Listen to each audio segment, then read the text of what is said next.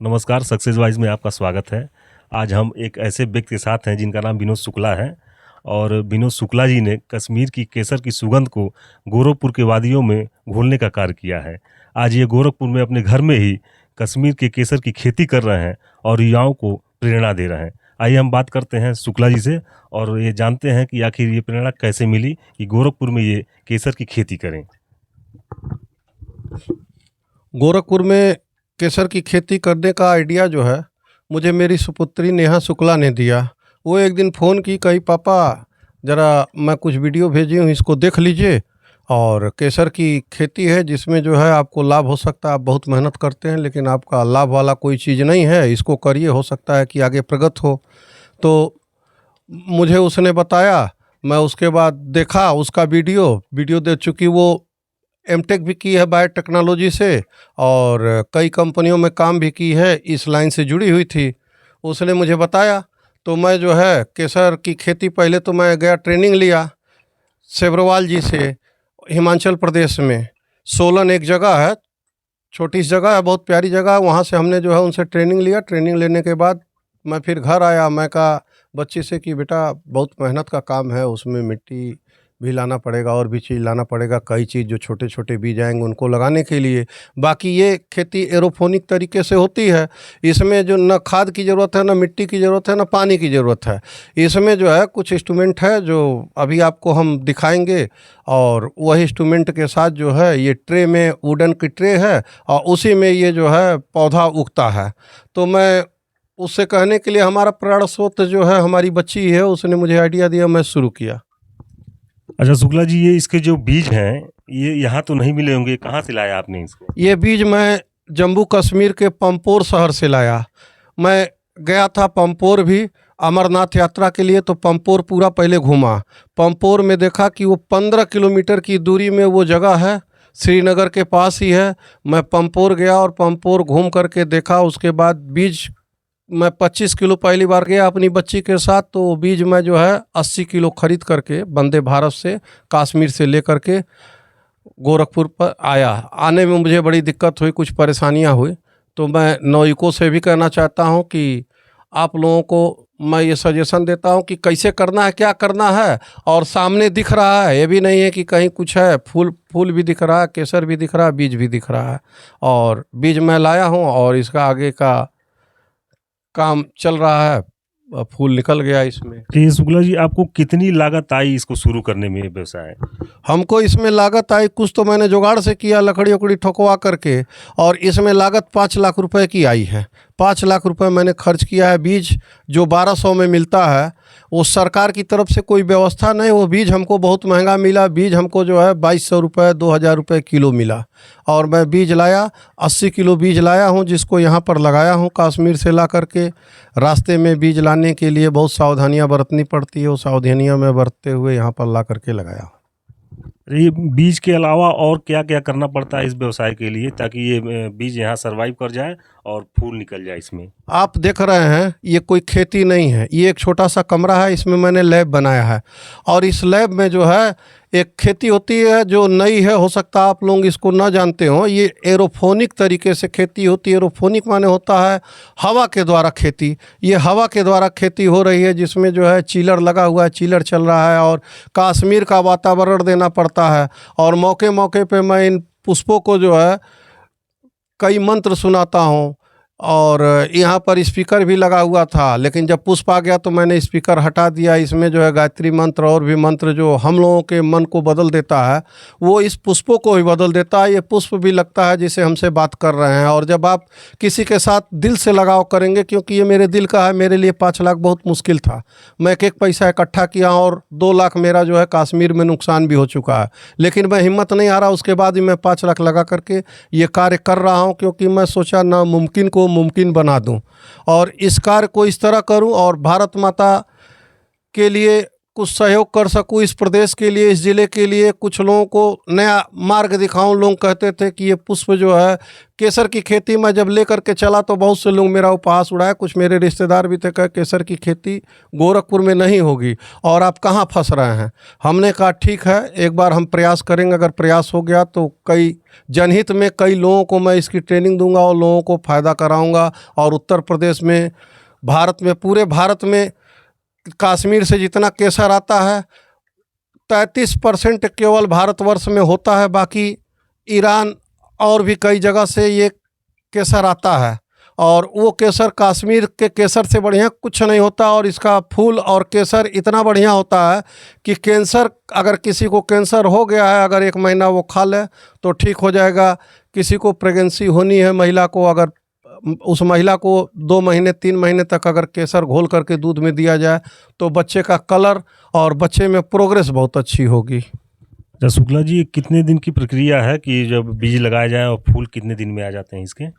ये फूल की प्रक्रिया तो मैंने इसको अगस्त में लगाया था, अगस्त के बीच में मैं इसको लगाया था।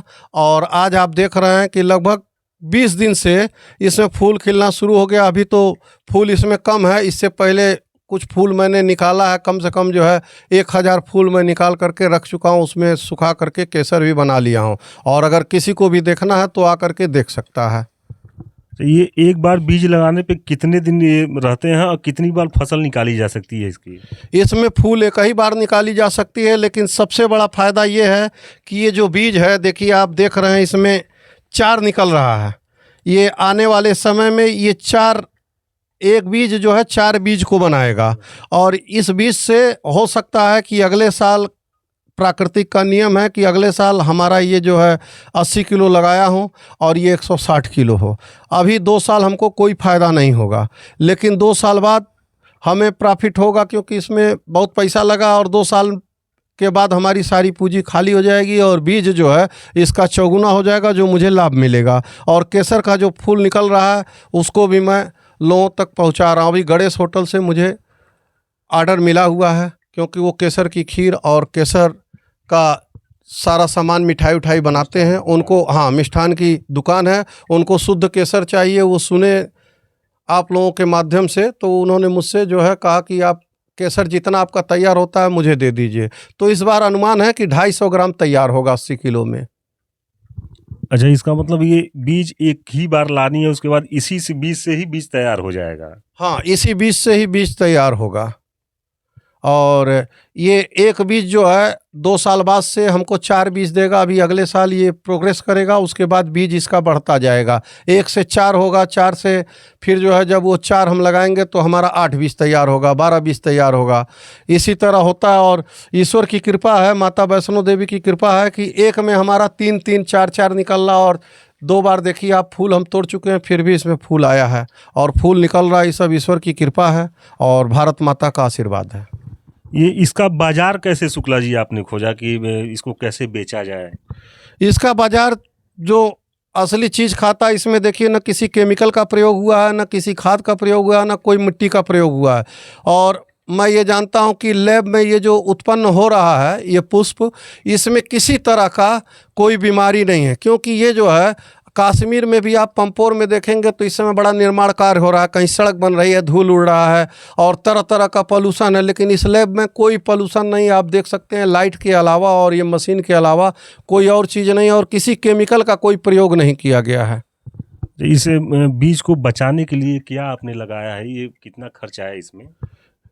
बीज को लगाने के लिए मैं चीलर लगाया हूँ, 2 टन का है। इसका खर्चा लगभग 1,60,000 रुपये आया है। उसके बाद डीह्यूमिडिफायर लगाया हूँ, चूँकि यहाँ नमी है इसलिए ह्यूमिडिफायर ही हमारा चल रहा है। डीह्यूमिडिफायर शुरू में चला है, अब उसको मैंने निकाल दिया है। और इसमें तरह तरह रंग बिरंगी लाइटें लगी हुई हैं। और इसके साथ साथ इनको जो है मैं पंछियों की आवाज़, चिड़ियों की चहचहाट, तोते की आवाज़, मोर की आवाज़ इनको सुनाता रहता हूँ कि ये और खिलते रहें। अच्छा, ये आवश्यक है कि चिड़ियों की आवाज़, मोर की आवाज़ इनको देना, तभी ये ग्रोथ करेंगे? अगर हम लोग प्राकृतिक के बीच में रहते हैं, हम मनुष्य को भी जो है कभी कभी हम लोग जो है योगा करते हैं और भी चीज़ करते हैं और भी कई तरह का गीत संगीत सुनते हैं, तो ये पौधों को भी गीत संगीत बहुत प्रिय है। संगीत जब चलता है तो ये पौधे अभी 10 दिन बाद फिर नए फूल निकलेंगे। तो आप कभी आइए तो मैं आपको दिखाऊंगा कि जब संगीत चलता है तो लगता है ये पौधे भी डांस कर रहे हैं, नाच रहे हैं। इस तरह से महसूस होता है, हिलते रहते हैं, क्योंकि ऊपर मौसम उसी तरह बनता है। हमारा सरकार से यही निवेदन है, उत्तर प्रदेश शासन से, कि बीज जो है हम लोगों को बीज में सब्सिडी मिलती रहे और हम लोग जो है बीज आसानी से प्राप्त कर सकें, क्योंकि वहाँ बहुत समस्याएं आती है कश्मीर में। वहाँ पर यूनियनबाजी है, यहाँ के लोगों को बीज लाने नहीं देते। वो कहते हैं ये हमारी संपत्ति है, हम बाहरी लोगों को बीज किसी प्रदेश में नहीं जाएगा, और ऐसा नियम है। और सरकार वहाँ से डायरेक्ट बीज मंगा करके अगर हम लोगों को देती है तो हम लोगों की समस्या का सॉल्व हो जाएगा। और मैं सरकार से यही निवेदन करता हूँ कि हमारे जैसे, हो सकता है इस प्रदेश में कोई हो, लेकिन मेरे देखने में इस प्रदेश में इसकी खेती अभी कोई कर नहीं रहा है, और मैं तन मन से भारत माता की सेवा करते हुए इस खेती को करूँगा। और अगर मुझे सब्सिडी मिलती रहेगी तो मैं लोगों को जो है बीज के लिए, बीज अगर मुझे मिलता रहेगा तो मैं कई लोगों को ट्रेनिंग दे दूंगा, और कम से कम गोरखपुर में इसी साल से 15-20 जगह इस बिजनेस, इस खेती को डेवलप कर दूंगा। अच्छा, जो लोग इस लिए इंटरेस्टेड होंगे, जो आपसे संपर्क करेंगे, तो उनको आप कैसे ट्रेनिंग देंगे कि ये भी, वो भी लोग ये काम कर सकें? हम उनको प्रशिक्षित करेंगे, ऑनलाइन भी कर सकते हैं। अगर वो दूर के हैं तो उनको ऑनलाइन हम प्रशिक्षण दे सकते हैं, और अगर हमारे यहाँ आएंगे तो मैं उनको ट्रेनिंग देता रहूँगा, तन मन से ट्रेनिंग उनको दूंगा। और मैं चाहता हूँ कि उत्तर प्रदेश समृद्धशाली उत्तर प्रदेश हो। भारत के विकास में हम भी योगदान करना चाहते हैं, और हम चाहते हैं कि इस बीज से कैसे कैसे क्या होता है, क्योंकि इसका टेम्परेचर 3 महीने के अंदर हमेशा हर 6 घंटे मेंटेन करना पड़ता है। अच्छा, ये मिनिमम कितना टेम्परेचर रखा जाता होगा जिससे ये आसानी से अपने एक्चुअल स्वरूप में आ जाएगी? इसका टेम्परेचर शुरुआत दिनों में जब मैं बीज लाया था तो 28 होना चाहिए, और उसके बाद बीज को जब मैं धुल उल करके जो है वो पंखे के नीचे सुखाया, तो उसके बाद जो है इस बीज को जब मैं यहाँ लाया तो इसको जो है मैं 26 पे किया, 26 से जो है टेम्परेचर इसका जो है फिर 24 पे किया, 24 से फिर जो है 23 पे किया, 23 से फिर 21 पे किया, 21 से 20 पे किया, और 20 से जो है 16 पे किया। और इस समय हमारे रूम का टेम्परेचर इस समय जो है 11 है, और रात में 9 हो जाता है। इसी टेम्परेचर पे ही काम करता है। और सबसे बड़ी बात, हमारे पास नापने के लिए CO2, कार्बन डाइऑक्साइड, ऑक्सीजन, इसमें कितनी मात्रा में, ये सब ध्यान देना पड़ता है। और हम इसमें अभी आपको दिखाएंगे कि यहाँ का मौसम कश्मीर की तरह बन जाता है, क्योंकि ह्यूमिडिफायर जब चलता है तो लगता है जैसे आप गोरखपुर में नहीं कश्मीर में हैं, और कश्मीर की ही तरह मौसम यहाँ बनाना पड़ता है। मैं ऑनलाइन भी देखता हूँ कि कश्मीर का टेम्परेचर इस समय कितना है, उतना टेम्परेचर मेंटेन करता रहता हूँ।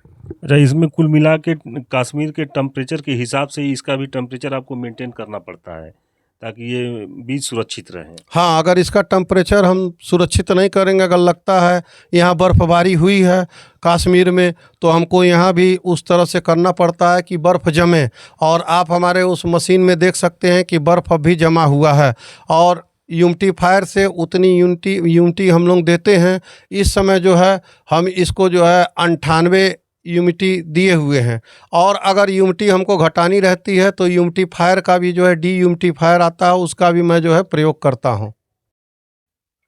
मैं एक ट्रम्स इसमें से जो है फूल निकाल चुका हूँ, उसको मैंने जो है कुछ लोगों को दिया भी है।